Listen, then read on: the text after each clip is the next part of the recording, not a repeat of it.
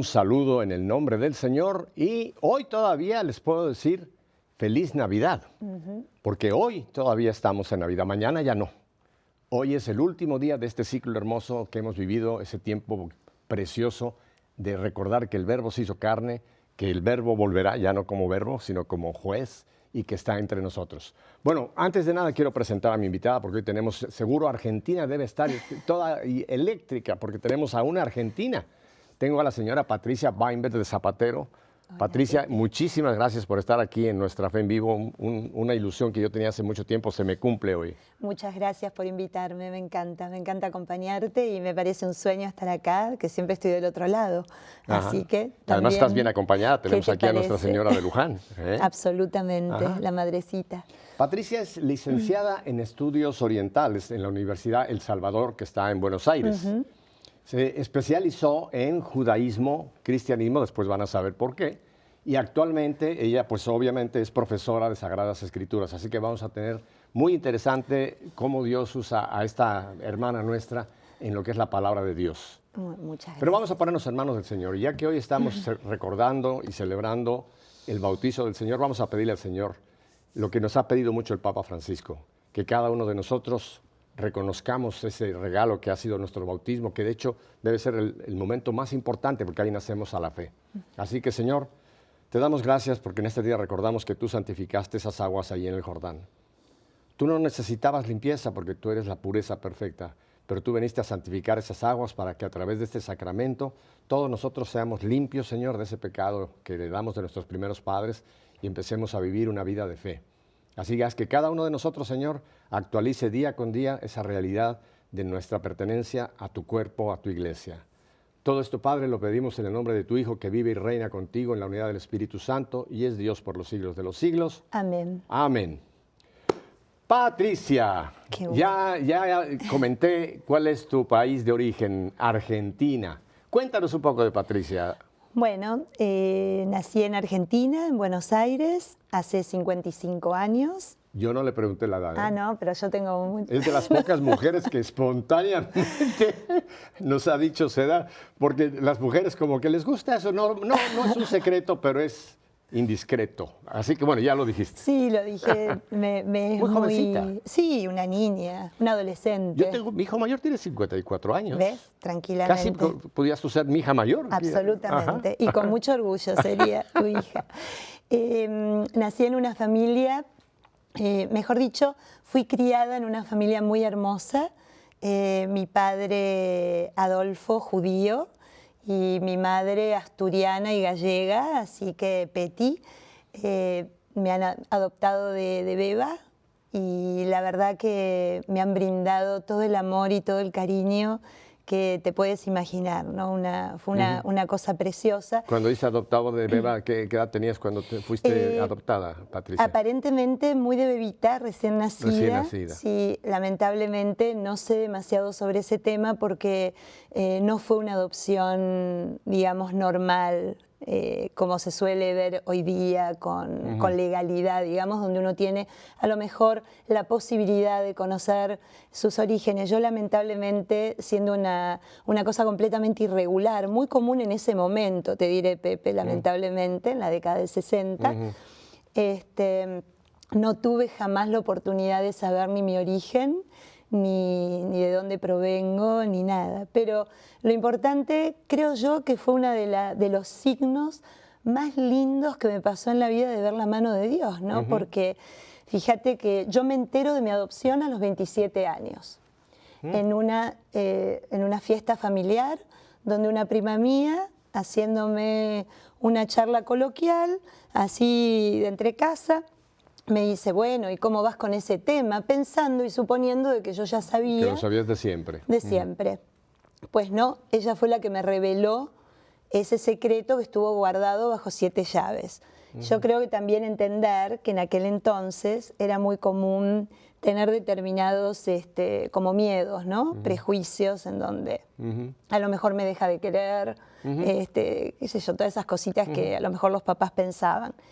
Y bueno, en ese momento fue realmente bien duro, pero ella nunca se enteró. A lo mejor se entera hoy, que me lo dijo. Nunca que fue se una enteró. indiscreción Sí, que sin fue querer, claro. una indiscreción. Pero fíjate cómo pude empezar a sentir profundamente que vale mucho más la elección que a lo mejor decir me dejaron, me abandonaron, porque bueno, eso está en manos de Dios, nunca me voy a enterar. Nadie sabe qué historia puede haber atrás de todo, ¿verdad? Exacto, pero sí esta cosa de cómo Dios nos pone 4 manos y 2 corazones inmensos, que lo único que me dieron fue todo el amor y todo lo que soy se lo debo a ellos, ¿no? A estos 2 papás lindos. ¿Tus padres practicaban el judaísmo? Mi padre, ¿Tu padre? Mi madre era católica, pero no práctica. De hecho, creo que en 2 oportunidades en toda mi infancia y adolescencia la acompañé a una iglesia, a excepción de casamientos o alguna cosa familiar, ¿no? Social, pero el que era práctico era papá, entonces yo me crié totalmente en un ambiente judío, o sea, mi primer colegio fue lo que llamábamos un shule, un colegio, se llama shule, esa escuela en Yiddish. Ahí es donde me mandaron. ¿Aprendiste el Yiddish, por cierto? Desafortunadamente no, solo de escuchar a mi abuela y de hablar entre ellos, pero no de manera... No como una lengua tuya segunda. No, me hubiese dado mucho placer, ¿no? Y bueno, después cuando de grande quise aprender hebreo, lamenté que no me dejaran seguir en el colegio hebreo porque mi abuela judía le planteó a mi papá la injusticia de que me mandaran a mí a un colegio hebreo siendo mi mamá cristiana, que ella sentía como que era algo que no respetaba demasiado el credo de mi madre. Entonces me quitaron y me mandaron a un colegio público, cosa que lamenté muchísimo porque me hubiese facilitado todo lo que venía después, ¿no? El hebreo bíblico y demás, que me costó bastante. Pero tú te considerabas una niña judía. Sí, de hecho era lo que se practicaba en casa, porque en casa se celebraban mamá, claro, el Shabbat, y yo iba a la sinagoga con papá el viernes, volvía a la sinagoga con papá el sábado, por supuesto Yom Kippur, que hacíamos ayuno las 24 horas cuando yo entré en edad. Déjame volver a este punto, es muy interesante lo que tú mencionas, que tú como niña, como mujercita, ibas a la sinagoga, porque me ha tocado por ahí alguna vez que alguien me preguntó, ¿los judíos son como los árabes que tienen una sección aparte para las mujeres en la sinagoga? Bueno, en ese entonces sí, mi papá era conservative, ¿no? Lo que sería la rama conservadora del judaísmo, no era ortodoxo, ni reformista, sino los que son moderados, pero en ese entonces, cuando yo era pequeña, a mí me mandaban arriba. Cuando era chiquita estaba al lado de papá, pero ya cuando empecé a crecer íbamos arriba junto con todas las mujeres. Eso fue en algunas sinagogas, ¿no? En algunas sinagogas pequeñas de mi barrio, pero por ejemplo en la Sinagoga de Libertad, que es una de las sinagogas más importantes de Buenos Aires, si no la más, en la calle Libertad y Córdoba, que es preciosa además. Bueno, allí yo ya los últimos años, hasta que papá pudo ir al templo y yo lo seguía acompañando, ya compartíamos los Shabbat y todo, sentadito uno al lado del otro, no era, ya no había tanta separación. Con el correr del tiempo, como que eso fue desapareciendo, pero al principio sí, yo iba con mi abuela arriba o solita, ¿no? Con las mujeres. Pero fue una cosa hermosa, hermosa, realmente una época muy linda de poder, muy alegre. Además recuerdo una infancia muy alegre, esas fiestas llenas de música, de familia. Realmente recuerdo inclusive el fallecimiento de mi abuela y el entierro, que hasta el último segundo el Hassán cantándole, ¿no? Eso de entender el salmo, de entender la alabanza, o sea, siempre tuve un apego muy grande a lo que era la fe judía, y creo yo que es lo que me llevó, cuando terminé el high school, que allá le llamamos secundaria, terminé la secundaria y me decidí a estudiar esta carrera que nadie conocía. El padre Ismael Quiles, jesuita, había fundado esta carrera en la Argentina unos cuantos años antes de que yo empezara. Yo empecé en el año 80, 1980, en el otro siglo. Yo nací casi también del otro siglo, allá muy cerca del 19. Así que somos del siglo pasado. Somos del siglo pasado, mira, esto es una realidad histórica. Sí, muy pomposa. Y fíjate que cuando yo empecé, mi papá me dijo, ¿pero a qué te vas a dedicar? ¿Para qué sirve estudiar esta carrera?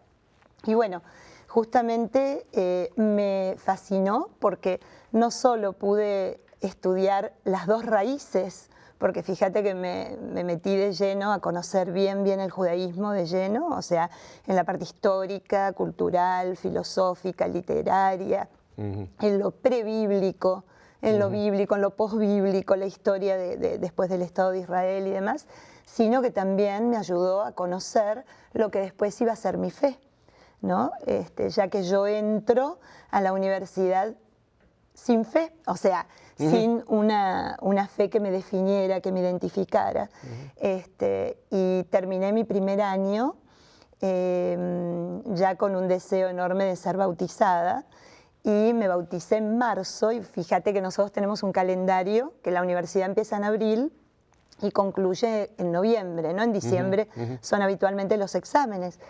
Entonces, profesores míos del primer año, sacerdotes, que me habían visto terminar el año sin nada, fueron los que me recibieron al iniciar el otro año en la misa de iniciación, en la fila para recibir la comunión. Fue en ese lapso de vacación que tú pasas al cristianismo.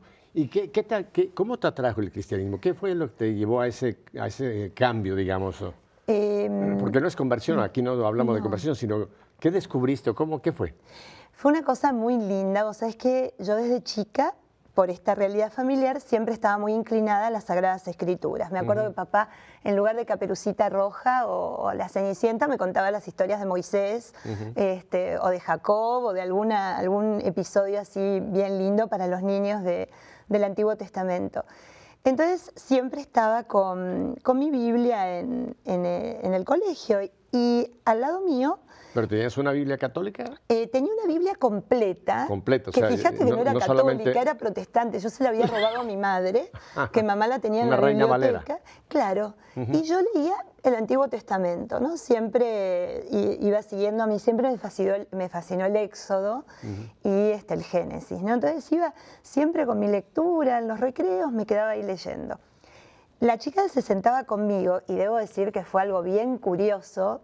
Era católica, apostólica romana, en un colegio donde de 32, 28 eran de la religión judía, porque yo vivía en un barrio, en Villa Crespo, donde abunda la colectividad hebrea. Judías. Entonces, tener una compañera católica de banco, Alejandra, un amor, ella era catequista, muy querida. Entonces me dice en un recreo, ¿nunca leíste los evangelios? No, la verdad, no, la verdad, ese no mío era, ¿para qué, no? A ver, ¿qué te puede pasar si lees el evangelio? Bueno, no lo lees, no te puede pasar nada. Bueno, entonces ese día empecé a leer Mateo. Bueno, no pude dejar hasta que terminé Mateo. Me leí los 28 capítulos de corrido, porque era una cosa que me atrapó. Mateo, claro, imagínate, un judío dando testimonio de quién es Cristo para él, ¿no? El cumplimiento de todo lo prometido por Isaías, constantemente Jeremías, constantemente haciendo referencia a las profecías. Lo veía tan que yo dije, esto no puede ser, no puede dejar de ser realidad, no puede dejar de ser verdad. Entonces fue muy gracioso, porque le dije a un amigo mío, bueno, me quiero bautizar. Entonces me llevó a ver un sacerdote, el padre Armando, en la iglesia de Betania, me acuerdo, en Medrano y Corrientes, y me recibe el padre con mucho cariño, y le digo, padre, vengo a bautizarme. Entonces el padre me dijo, bueno, querida, pero te tenés que preparar, esto no es algo automático, así que tenés que hacer tu curso. Empecé a ir a misa, bueno, le obedecí, y empecé a ir a misa. Déjame te hago una pregunta ahí. Sí. ¿Y papá Y la familia, cuando tú empiezas con esta inquietud, ¿lo comentaste con ellos o era algo muy, muy privado tuyo? Claro. ¿Y papá no se empezó a oler algo? No, papá no se olió nada. O sea, papá me parece que ya se empezaba a dar cuenta por los movimientos míos del fin de semana que ya habían empezado a cambiar un poco. Ajá. Si bien yo seguía acompañando y seguía estando presente, pero claro, entre la adolescencia, estamos hablando de 18 años, que los adolescentes entramos en una edad de rebeldía también con la familia, a pesar de que en ese entonces no te dejaban tanto, ¿no? Pero igual, había una cosa así.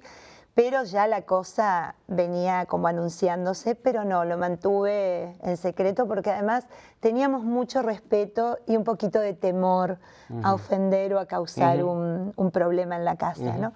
Entonces, bueno, empecé a ir a misa a un lugar, Pepe, que me encontré con un hombre que me cambió realmente la vida, que fue Monseñor Manuel Moledo, Manolo.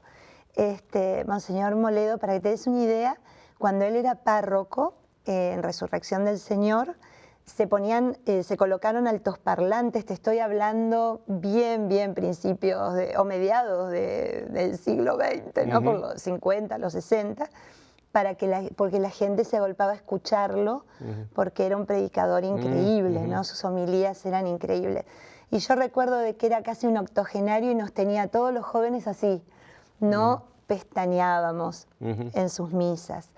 Y bueno, un año entero yendo a misa con él hasta que llegó el día en que él me dijo, ya está, vamos este sábado y te bautizo. Entonces me llevó a su parroquia, a la que había sido su parroquia, y prendimos la luz de la iglesia, no me voy a olvidar nunca. Una cosa de lo más sencilla, padrino, madrina, él, unos amigos, prendimos la luz, fuimos a la pila bautismal, me bautizó y no sabes la emoción que me da en este día contar esto, porque yo puedo contar lo que fue mi bautismo. Sí. Y fue una cosa preciosa, un momento de tanta intimidad, de una intimidad de familia, ¿no? Yo sentía como que pertenecía allí desde toda la vida. Y bueno, apagó la luz, nos fuimos y al otro día me dio la primera comunión. Entonces tomé... Sacramentos de iniciación. Sí. ¿Y la confirmación vino posterior? La confirmación vino muy posterior, 2 años después. Primero entré al día siguiente, después de tomar la comunión, allá la Acción Católica es muy fuerte en mi país. Entonces, al sábado siguiente, esto fue un 14 de marzo del año 82, el 21 de marzo del año 82 entré en la Acción Católica y al año me oficialicé. Y fue una cosa muy especial dentro de la institución porque me oficializaron sin estar confirmada. Eran uno de los pocos casos que no...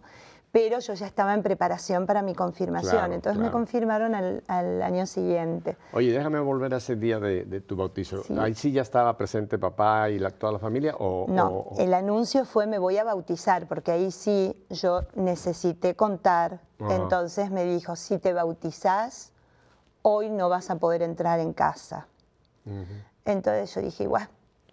Y yo fui y recibí el bautismo y entré en mi casa lo más bien, porque mi padre jamás en la vida lo he visto demasiado enojado, ¿no? Y era esa cosa que yo creo le dolió, claro, porque pensó algo muy lindo que tú dijiste, que iba a haber como una especie de negación, ¿no? Bueno, a partir de ahora es otra cosa. Y yo lo viví siempre como una continuidad, Pepe. Porque realmente sigo amando esta raíz judía que me vino por adopción, pero que la siento en la fibra más última. Es mi esencia y es lo que hizo que... Bueno, tú lo sabes perfectamente bien, Patricia, que en toda nuestra, digamos, teología, en nuestra forma, seguimos considerando al pueblo judío el pueblo elegido de Dios, nuestros hermanos mayores en la fe, y Jesús judío. En fin, hay una conexión imposible de separar entre judaísmo y cristianismo. Exactamente. Y para mí es un placer enorme cuando, por ejemplo, en el Evangelio de Juan, cuando tenemos posibilidad de compartir el Evangelio de Juan en una de las comunidades, poder explicar el Evangelio de Juan desde el judaísmo. Se planifica mucho más, lo entendés mucho más y realmente llegás a a eso que el Señor nos quiso mostrar, ¿no? Que no viene a cambiar nada, sino a cumplirlo todo, que es absolutamente distinto, ¿no? Porque de hecho que la conversión pasa por otro lado, no es el hecho de dejar de estar en un lugar para pasar a Tú estar debes en otro. conocer, creo que aquí en Estados Unidos hay un grupo grande que se llaman judíos mesiánicos. Sí, sí, cómo no. Que son sí. exactamente judíos Sí, que han sí. descubierto en cristianismo. Jesús el Mesías.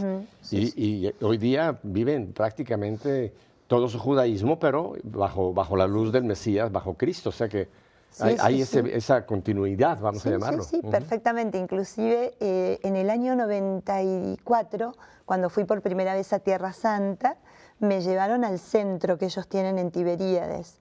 Y impresionante, ¿no? Porque ellos, bueno, siguen siendo judíos, practican su judaísmo, pero con la inclusión de todo lo que vino a traernos el Señor, ¿no? Yo Con la tuve Eucaristía. tiempo cuando estuve trabajando mucho con el equipo nacional de Renovación Carismática en los congresos grandes que teníamos ecuménicos. Y llegué a conocer a uno que era el director de los judíos mesiánicos aquí en Estados Unidos, de apellido Mendelssohn. Por cierto, descendiente del gran músico Mendelssohn, que era judío. Un chico joven, pero con un entusiasmo por el judaísmo y el cristianismo. Algo fantástica, la alegría que han experimentado de descubrir al Mesías, ¿verdad? Que el Mesías no está por venir, sino que ya vino. Sí, exactamente. Es muy, muy lindo. Y fíjate que lo que me pasó a mí dentro de la iglesia, que también esos son los regalitos que Dios me va dando y me fue dando a lo largo de mi vida. Fíjate que después del viaje a Israel, del año 94, me invita la comisión para el diálogo judeo-católico de la Conferencia Episcopal de los Obispos Católicos de Argentina a ser parte de esa comisión. Y realmente para mí fue un sueño, porque vos imaginate que toda mi historia es como que hubiese quedado ahí, ¿no? Esa unión de padre y madre, esa unión de judaísmo y cristianismo que me acompañó, poder dedicarme y poder ayudar a que en el diálogo y en el conocimiento cayeran los prejuicios. Porque lo peor que podemos tener es el prejuicio. El prejuicio denota ignorancia. Bueno, de esto vamos a hablar un poquito después de que vayamos a unos breves mensajes. Uno de los mejores amigos de nuestro actual Papa Francisco, que tú lo conociste, el cardenal Bergoglio, es un rabino Skolka. Aparte Abraham. Que son amigos, o sea, no es que simplemente tienen un diálogo interreligioso, no, son amigos.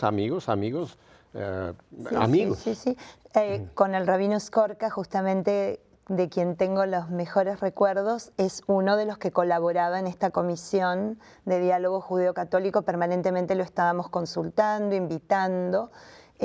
Realmente una persona, y como vos dijiste, no es algo que se hace desde lo postural, acá tenemos que ser amigos, no, es desde lo visceral, como diría realmente, desde las entrañas, ¿no? Bueno, es que el Papa Francisco con sus gestos nos ha enseñado tanto. Yo recuerdo ese viaje a Terra Santa, que llevó a Skolka y llevó a Marcelo, a un amigo muy profundo que es evangélico.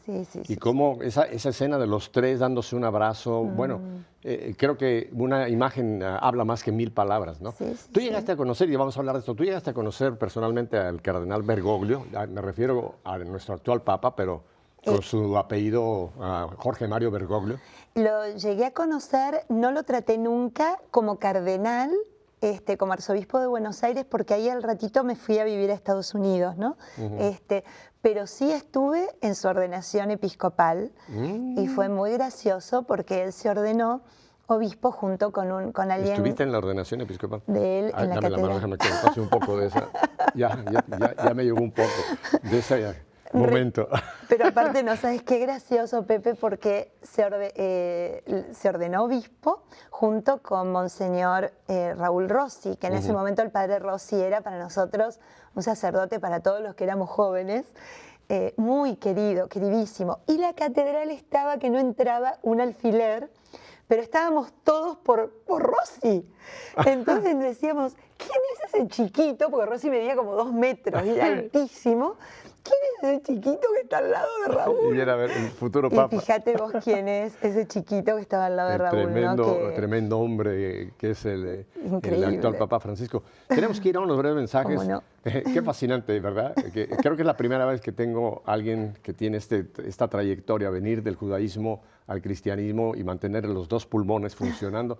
Así que aún hay mucho más. Quédese ahí. No cambie de canal porque se puede usted ir a meter a donde no debe. Quédese con nosotros, EWTN y Radio Católica Mundial. Nos vemos enseguida.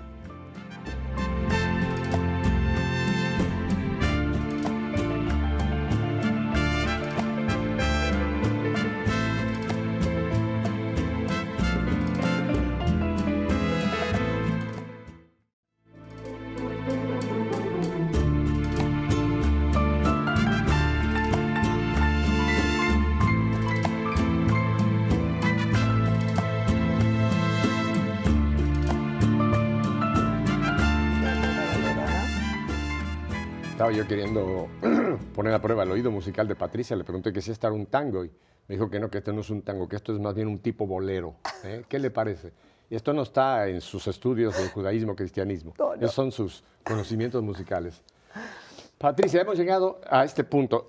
Durante todo este periodo en tu transición hacia el cristianismo, tú continuaste con tus estudios de orientales. Sí. Doctrinas orientales. Exactamente. Nosotros la carrera es una carrera muy larga. Yo la hice en 6 años. Es una carrera fascinante. O sea, tenés la posibilidad de estudiar, si quieres, todos los pueblos de Asia. Entonces, por eso, cuando el padre Quiles la funda, es como que divide la carrera en Cercano Oriente, Medio Oriente y Lejano Oriente. Ah, entonces van incluso a, digamos, al budismo y exacto, al sionismo, todo lo... Hay gente que se especializa en eso, ¿no? El tema es que vos tenés materias generales, como Geografía General de Asia, Etnografía General, Arqueología, todas religiones comparadas, todo lo que hace, digamos, a un conocimiento lo tenemos que tener todos. Pero luego, a partir de un determinado momento en tu carrera y ya casi desde el inicio, vas haciendo las materias propias que son de lo que tú te quieres especializar. Entonces yo me especialicé en judaísmo, en islam y en cristianismo, lo que sería Cercano Oriente. Lo que pasa es que le puse muchísimo más entusiasmo, digamos, en la elección de todo lo que fuera judaísmo y cristianismo. Y también lo prebíblico, Sumer, Akkad, todo aquello que tuvo una influencia después en las Sagradas Escrituras, en el sentido de cuando estudiás, vos notás como algunas cosas que se escribieron tantos miles de años antes como puestas en algún texto, ¿no? Entonces vos ves, estudiás esas materias para poder entender cómo la historia se va transmitiendo también culturalmente, ¿no? Ya que los agiógrafos, los escritores sagrados eran hombres de tiempo y espacio, ¿no? Eran hijos de una cultura.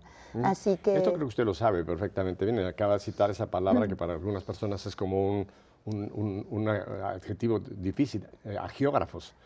Agiógrafo es el que escribió, tanto en el Antiguo Testamento como en el Nuevo, pero inspirados por el Espíritu Santo. Aún en el Antiguo Testamento, siempre, ¿verdad? Absolutamente. Son los escritores de los 70 y...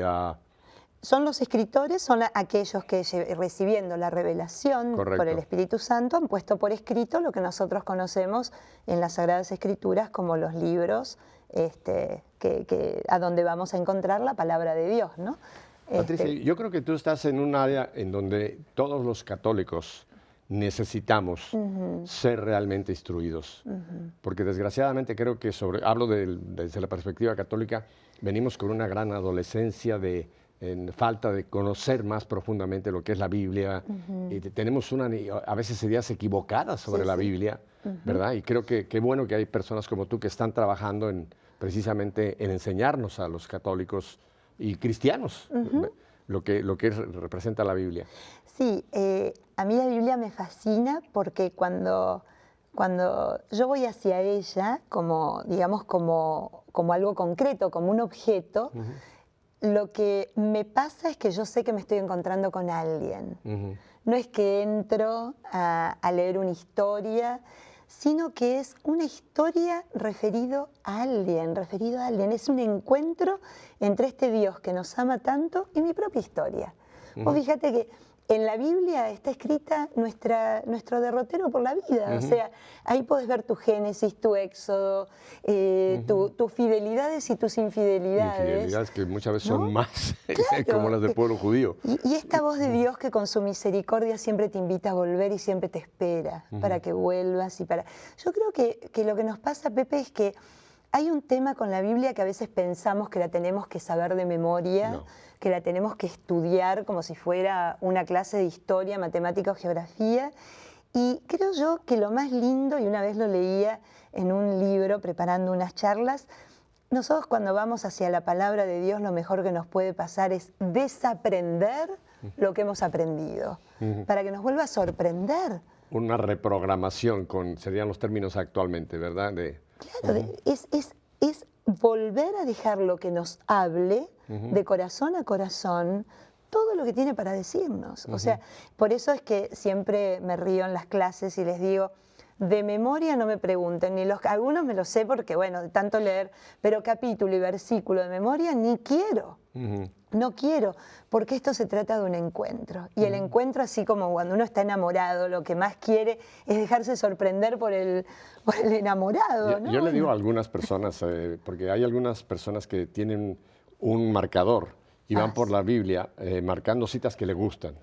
Y yo les he dicho, oiga, no marque usted unas citas porque todo, desde la primera hasta la última palabra, es importante. Sí. No le demos solamente selección a lo que a mí me parece, porque entonces podemos perder muchísima riqueza de lo que quizá pasé yo porque no me da tanta, no me llama tanta la atención. Antes de ir ahora al servicio que tú das, yo te presenté como Patricia también, pero puse al final de Zapatero. Sí, Cuéntame, ¿dónde encuentra usted al señor Zapatero? Bueno, al Zapatero lo encuentro en el trabajo. Y vos sabés que... Hermano, ella lo dijo, no, porque yo sé que tu marido nos está viendo, seguro. Así que... Por cierto, es diácono. Más le vale.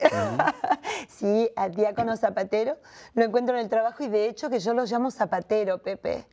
Zapatero o Zapa. Ese es nuestro... Pero espérame, ¿lo encuentras en el trabajo? Porque trabajábamos juntos en una oficina ya en Buenos Estados Aires. Unidos. En Buenos Aires.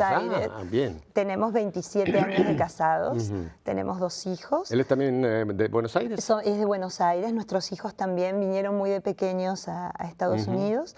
¿Cuántos hijos tienen? 2, Esteban, que tiene 19 años, y María Clara, que tiene 26. Así que sí, hermosos los dos. Pero se conocieron en Buenos Aires. Nos conocimos en Buenos Aires trabajando en una oficina que nada que ver de patentes y marcas, que es a lo que se dedica el diácono, y bueno, yo ahí entré como administrativa, porque bueno, imagínate que como licenciada en estudios orientales tenía que trabajar de otra cosa para poder vivir. Y bueno, nos conocimos, empezamos a ser muy amigos porque los dos éramos digamos, practicábamos mucho nuestra fe, yo en la Acción Católica, él en los grupos marianos, y además visitando nursing homes, le fascina trabajar con los viejitos, con las personas ya entradas en edad. Y ¿Ya eras católica para este momento cuando lo conoces? Ya era católica, sí, ya era católica y estaba trabajando en ese momento que lo conozco muy seriamente la posibilidad de ser religiosa.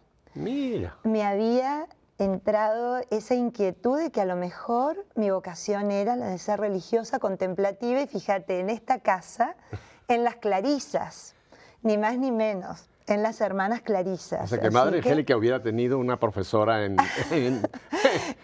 del convento, allá por Moreno, en la provincia de Buenos Aires.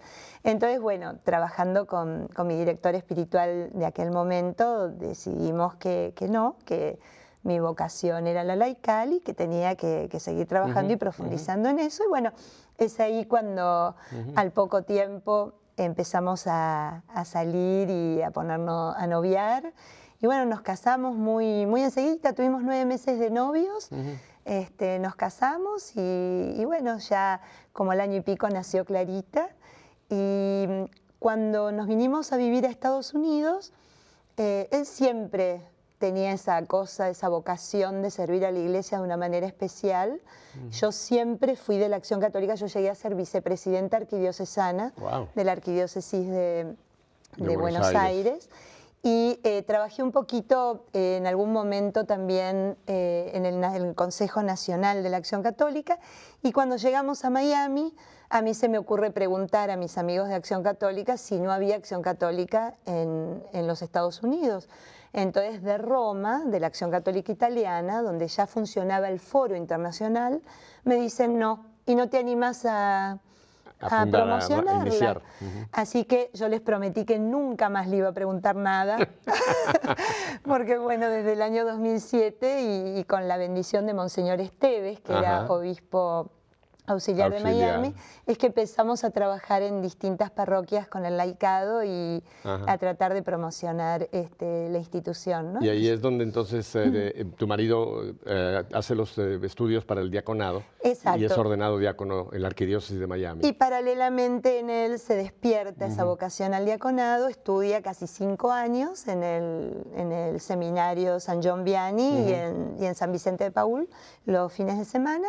Y bueno, lo ordenaron hace 3 años, cumplió 3 años de diácono el año pasado, ya es pasado, el 2017. Así que sí, él es diácono de la parroquia de San Agnes, en Key Biscayne.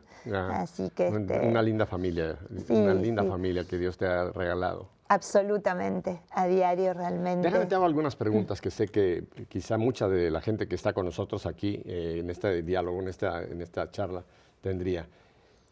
¿Cómo Dios nos sigue hablando a través de las Escrituras hoy día? Sí, claro. Te digo porque hay mucha gente que ve la Biblia, como tú ya lo mencionaste, como un libro histórico, ¿no? Como que quieren aprender la historia y piensan que Dios le habló a Abraham, a Isaac, a Jacob, en fin, que Dios se manifestó al pueblo judío en el Sinaí. Pero hoy, siglo XXI, con tanta tecnología, con tanta cosa, como que a Dios nos parece que ya habló todo lo que tenía que hablar y que no hay que meter. ¿Nos sigue hablando Dios por las Sagradas Escrituras? Absolutamente. Nos sigue hablando, nos sigue interpelando, nos sigue buscando, como en algún momento salió ese jardín a buscar a Adán y Eva. ¿Y por qué te escondes, no? Sigue preguntando. La suave brisa. Claro, exactamente, porque era un día de calor, dice el Génesis, muy linda esa parte. Y fíjate que sigue en esa búsqueda, ¿no? Fíjate que es un Dios que comunica, es un Dios que es comunión de comunicación de amor, ¿no? Es un Dios trino, un Dios que... Y de la manera que necesita comunicar es entrar en diálogo con nosotros. Y entra en diálogo a través de su palabra, entra en diálogo permanentemente, fíjate, diciéndonos e invitándonos a ver qué es lo que nosotros tenemos que trabajar dentro nuestro, descubrir, profundizar, cambiar. Por supuesto que sí, que nos sigue hablando. Por eso, una de las cosas que es frustrante, si vos vas a la Biblia a buscar historia, geografía, te vas a encontrar tan frustrado porque es completamente... No es ni una biografía, no es absolutamente nada que pueda ser usado, si bien muchísimos datos, que eso es distinto, que figuran en las Sagradas Escrituras, sirvieron para los arqueólogos bíblicos encontrar determinados temas o determinados lugares. Pero no podemos ahí a buscar, porque mira, cuando vos vas a buscar algo de la historia, vas a buscar algo del pasado. Y Dios es presente, Pepe. Correcto. Dios es presente. Y esta palabra está hoy, aquí y ahora, queriéndote decir algo y esperando de vos apertura. Sí, no, y hay gente que, por ejemplo, recién ha tenido como una conversión, por decir así, y dice, voy a empezar a leer la Biblia de la primera página a la última. Yo les he dicho, no, así no es la forma en que tenemos que relacionarnos con las Sagradas Escrituras. Porque tú lo has dicho, no es un libro de historia que podemos ir de la primera página de Génesis y concluir en Apocalipsis, ¿no? Exacto. Y decir, ya, ahora sí, ya tengo. No es esa la forma. Salvo que quieras hacer un estudio sistemático, ¿no? Claro. Que te dediques a un estudio bíblico, ya. Pero yo creo que a mí me fascina en los cursos bíblicos que trato de compartir con el grupo de amigos en las distintas parroquias de Miami, lo que nosotros tratamos de hacer es espiritualidad bíblica también. Si bien tenemos un trasfondo donde les explico cuándo fue escrito el libro, dónde, bajo qué circunstancias, porque es muy importante poner en contexto la palabra de Dios. Eso sí, poner en contexto, porque me ayuda mucho a ponerme a mí en ese mismo. La cultura, el tiempo, las circunstancias que en ese momento se vivían, que influyeron muchísimo en el geógrafo y cómo Dios sobró en ese momento. Absolutamente, por eso vemos que a lo mejor en algún momento es sangre, ¿no? Que corre, como una cosa muy de un Dios muy belicoso. Entonces vos tenés que entender que el contexto era un contexto de guerra, un contexto de defensa, un contexto de conquistas de tierra, y bueno, es como que el hombre escribe de acuerdo a lo que estaba viviendo. Claro. Déjame te hago otra pregunta que también es muy común entre católicos, porque lo oyen muchos de los hermanos que llamamos esperados, yo no los llamo hermanos separados, hermanos esperados, que dicen, solo Biblia basta. Para la fe solamente basta. ¿Qué piensas tú de esa afirmación que viene mucho de esa corriente evangélica? La solo escritura, como es solo fe, solo escritura, que es lo que habitualmente desde Lutero se invita, ¿no? a, como decís vos, los hermanos esperados, a mí me da la sensación que nos quedaríamos, es como cuando vos te dan un paquete precioso, te quedás con el moño y con el papel y nunca abrís la caja. Justamente la Iglesia lo que nos invita es a que nos animemos a interpretar. Nosotros en la Iglesia Católica se enseña, y justamente el magisterio de la Iglesia nos ayuda a poder tener la interpretación de la Biblia. Por eso es tan importante, hay cantidad de bibliografía, hay cantidad de sacerdotes que se han dedicado, y laicos también, que se han dedicado a estudiar, a explicar, a ayudarnos a entender e interpretar las Sagradas Escrituras. Este punto creo que es crítico, el que acabas tú de mencionar, que para que todos nosotros lo entendamos, no es solamente Biblia. Nosotros tenemos tres fuentes, llamémoslo así, que es la tradición, la Biblia, porque recuerden que la Biblia está escrita de la tradición, y después tenemos el magisterio de la Iglesia, que nos ayuda precisamente a poder digerir e interpretar, porque hay gente que si se queda solamente, como tú lo dijiste, se queda con el envoltorio y pierde toda la riqueza que hay de tradición y el magisterio importantísimo de la Iglesia. Exacto, y es una pena porque realmente ahí disminuimos justamente. Mira, algo muy lindo cuando uno se dedica a evangelios, ¿no? Que eso lo pude aprender también muchísimo del padre Luis Rivas, que es una eminencia en Biblia en la Argentina. Una de las cosas lindas que uno puede entender es que el Evangelio surge de la experiencia de Cristo en medio de la comunidad, ¿no?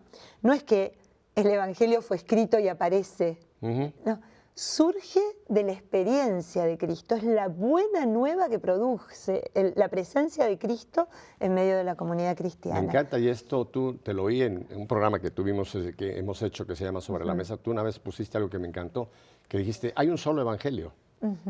Hay 4 versiones, dependiendo a quién fue dirigido ese evangelio, pero hay un solo evangelio, y ese evangelio tiene un nombre propio que se llama Cristo Jesús. Y este año, en el evangelio que nos toca leer los domingos, que es el evangelio de Marcos, empieza de esa manera que es contundente.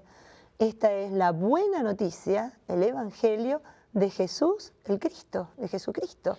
O sea, Marcos te lo dice desde el primer renglón ya. Y yo creo, Patricia, que cuando entramos al Nuevo Testamento, nos lleva al Antiguo Testamento. Definitivamente. O sea, porque hay ese inseparable vínculo del Nuevo Testamento, llamémoslo así, los 4 evangelios, más las cartas de Pablo, las cartas de Pedro, etcétera, pero como que nos ilumina el Antiguo Testamento. Totalmente, como decía Jerónimo, ¿no? Que uno está contenido y en el otro está cumplido. O sea, está contenido en el Antiguo y el Nuevo Testamento cumple lo que anunció el Antiguo. Ay, ya que mencionaste a San Jerónimo, escucha esta frase, porque si le viene el saco, póngaselo.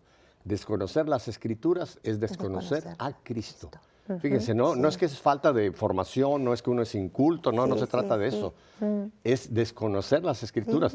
¿Qué profundidad tiene esa sentencia de...? Yo soy fan de Jerónimo, pero absolutamente fan.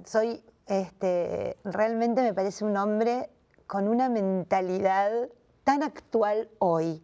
Vos ponete a pensar en el siglo IV, ¿no?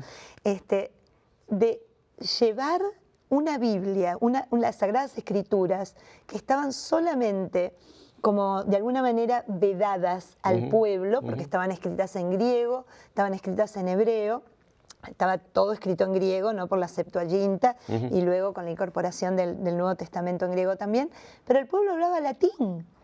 Entonces, esa visión de que la palabra de Dios es para el pueblo de Dios, en esa vulgata, pueblo, ¿no? La traducción que hace, realmente Jerónimo ya nos precede y nos avanza por siglos, ¿no? En la importancia que tiene que nosotros nos animemos a tener ese contacto. Y qué grande es la iglesia, ¿verdad? Que, por ejemplo, hoy día ya hemos hecho traducciones, por ejemplo, en Perú, ya están en el quechua. Claro, En lenguas que antes diría uno, no, pero son lenguas ya muertas o lenguas que no, la abre un montón de gente. En Argentina también se También se ha hecho a lenguas nativas.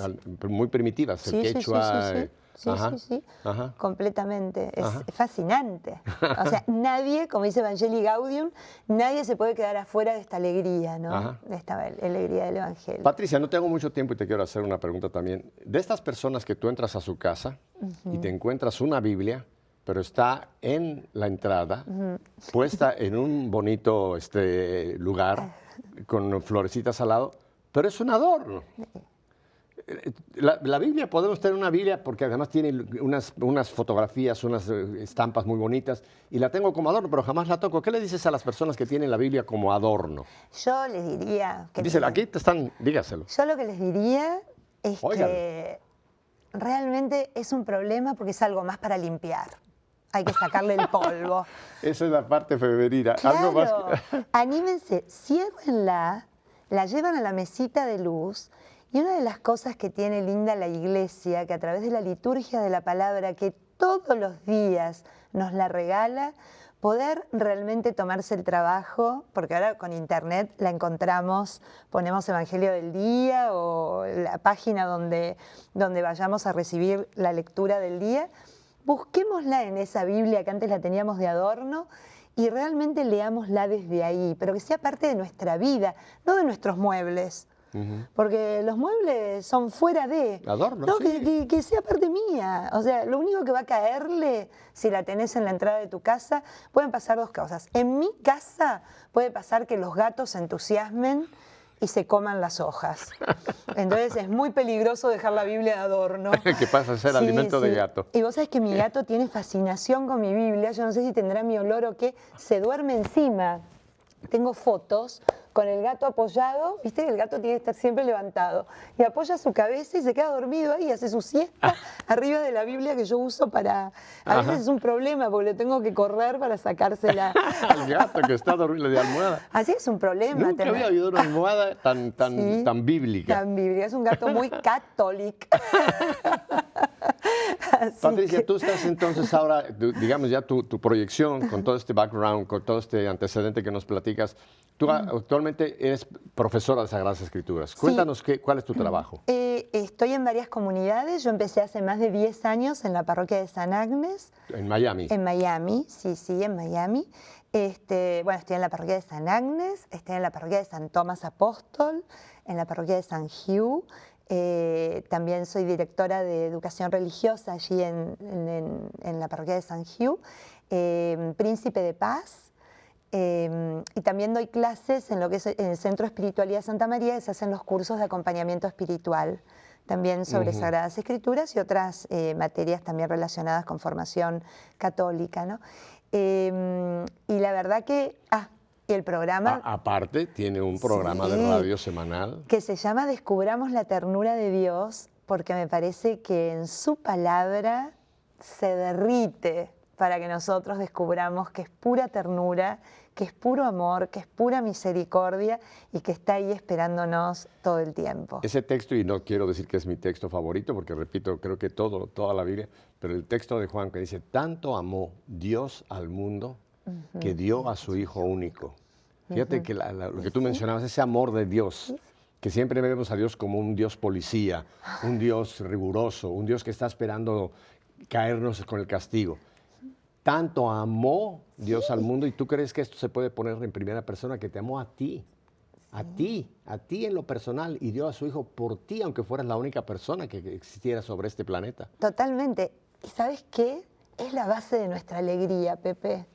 Porque siempre pensamos que la alegría está en aquello que nos causa placer, viste que hay tanto invento hoy para satisfacer todas las necesidades. Muchas de esas alegrías, Patricia, después te pasan cuenta y Claro. vienen situaciones muy atrás de esas falsas alegrías. Sí, sí. ¿Ah? Pero- Por eso, ¿por qué? A ver, te vas a estar. ¿Por qué Pablo dice, alégrense todo el tiempo en el Señor? Pablo estaba deschavetado. Oye, porque uno pasa por problemas. Yo hace unos meses mi esposa partió para el cielo, etcétera.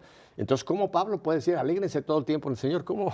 Y bueno, porque Pablo era un sí. judiazo, celote. Totalmente, era fariseo, estudió con Gamaliel y fíjate que creo yo que descubrís esa alegría cuando vos podés realmente descubrir el amor increíble que te tiene Dios. O sea, en algún punto yo te cuento, cuando yo descubrí lo de mi adopción, cuando descubrí a mi marido, cuando descubrí a mis hijos, cuando descubrí vivir en Miami, cuando descubrí la Acción Católica, cuando te descubrí a ti, la radio, cuando descubro a mis amigos, por Dios, es en esos amadores, como diría una amiga mía que quiero mucho, está el amor de Dios que te grita cuánto te quiere.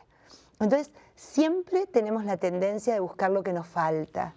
Te voy a hacer esta pregunta porque yo sé que quizá doña Juanita, que nos está viendo en Tucumán, es una señora mayor, está sola en casa, casi no tiene nadie que la visite y te puede decir, Patricia, pero yo no siento ese amor de Dios. ¿Cómo yo puedo? Una persona sola, mayor, que se siente, como dice el Papa Francisco, descartada. ¿Cómo experimenta una persona el amor de Dios en esas circunstancias? Es bien difícil, ¿no? A veces las situaciones que tenemos en la vida. Pero ¿sabes qué? Juanita no está sola. Porque acuérdense cómo terminó el Ahí te está Evangelio viendo de Juanita. Mateo. Juanita, el Señor nos prometió que Él estaría con nosotros hasta el final de los tiempos. Y ahí es donde cuando a veces nos agarran esos bajones, uno se tiene que poner a pensar que uno dice siempre que cree en Dios. Y ahí es el momento donde nosotros nos tenemos que poner a pensar, ¿pero le creo a Dios? Si Él dijo que va a estar conmigo, entonces arriba ese ánimo, porque Él está y está en tu corazón y a veces estás sola, a veces sentís que ya no podés hacer nada material, pero podés rezar. Entonces podés rezar por aquellos que conocés, por aquellos que necesitan, por los que ves en la tele, que a lo mejor tuvieron un accidente, perdieron un hijo, están atravesando un momento.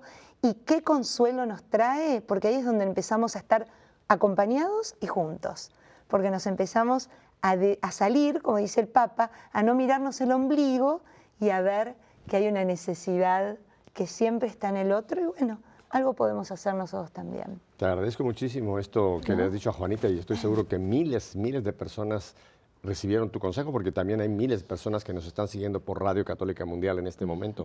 Voy a dar tu dirección, ¿me permites? ¿Cómo no? Sí, porque estoy encantada. seguro que hay muchísima gente que se ha enamorado de ti, me refiero en el buen sentido, y que van a querer hacer contacto para ¿Cómo pedirte no? una sugerencia o hacerte una invitación. ¿Cómo no? ¿Tú puedes viajar, digamos, si se te invita Sí, a claro que congresos o conferencias? ¿Tienes la posibilidad? Sí, por supuesto, porque bueno, no estoy... Sí, claro que sí. ¿Tiene papel y lápiz? ¿O pluma? No, con sangre no lo escriba, no se corta una vena, no, pero tiene dónde apuntarlo, se lo voy a leer. Mire, tiene que poner P de Patricia y luego el apellido Weinberg, B grande, A-I-N, B grande, E-R-G. Weinberg, luego la famosísima arroba y luego Gmail, que en inglés se dice Gmail, pero en español se dice gmail.com. Ese es el directo. Directo mío. No va a pasar por aquí por EWTN ni por Radio Católica, van a poder contactar a Patricia Con directamente. O sea que tú puedes entonces viajar Sí. y ayudar a gente en entrar en las escrituras. Sí, me encanta además. Ajá. Me apasiona. Yo soy muy egoísta, Pepe, porque hago Tú no lo eres- que me gusta. Yo disfruto mucho más que los pobres que están ahí escuchándome. Mire, yo que tengo tiempo de conocer a Patricia, me creen, es un regalo que Dios nos ha dado a la iglesia a través de esta mujer. Muchas Porque gracias. así como la ven aquí, es igual fuera de cámara que en cámara. Es una mujer alegre, llena de amor, llena de deseo de poder compartir lo que Dios le ha dado, porque ella entiende que esto no es para ella, sino que es como un pararrayo que pasas. Así que, Patricia, Espero que EWTN en un futuro te tenga acá, que vuelvas aquí a... Muchas gracias. Porque creo que apenas hemos rozado un poquito, como dicen, la punta del iceberg con lo que nos has podido esbozar en cuanto a las escrituras. Pero en este minuto que nos queda, ¿qué sería tu último consejo a tanta gente que te están viendo y escuchando, Patricia? Bueno, mi último consejo... Déselos ojo a ojo para que no digan... Muy bien. Mi consejo que es eso, ¿no? Descubrir realmente quiénes somos, buscar realmente esto que somos, porque lo que somos es porque Dios nos creó de esta manera y nos regaló un montón de dones que lo único que podemos hacer con ellos es descubrirlos y ponerlos al servicio. Y yo creo que ahí también está la alegría, ¿no? Porque cuando descubrimos los dones que Él nos dio, que hay veces que son unos dones increíbles y que nunca tuvimos ni tiempo ni ganas y a veces temor de ver de qué se trataba. Cuando nos descubrimos y los empezamos a compartir, vemos una plenitud que es imposible de poder igualarlo con otra cosa, ¿no? Realmente anímense a ser ustedes mismos, a vivir plenamente su vida, a abrirles el corazón a Dios, a su palabra y a pensar siempre y a sentir cuán amados son. Pues lo Patricia, más grande. no te digo adiós, No, solamente te digo hasta muy pronto, porque tú vas a volver con nosotros aquí a nuestra Fe en Vivo, a Muchas EWTN, gracias. porque eres un río que tienes mucho que darnos. Muchas Y a gracias. ustedes, bueno, ya saben mi máxima de cada semana, ¿verdad? Si Dios nos concede una semana, no le pida mucho, una semana más de vida, aquí estaremos el próximo lunes. Y me despido a la Argentina. Chao, chao, bambino. Eso fue italiano. Pero es más o menos. Chao, hasta la próxima. Adiós.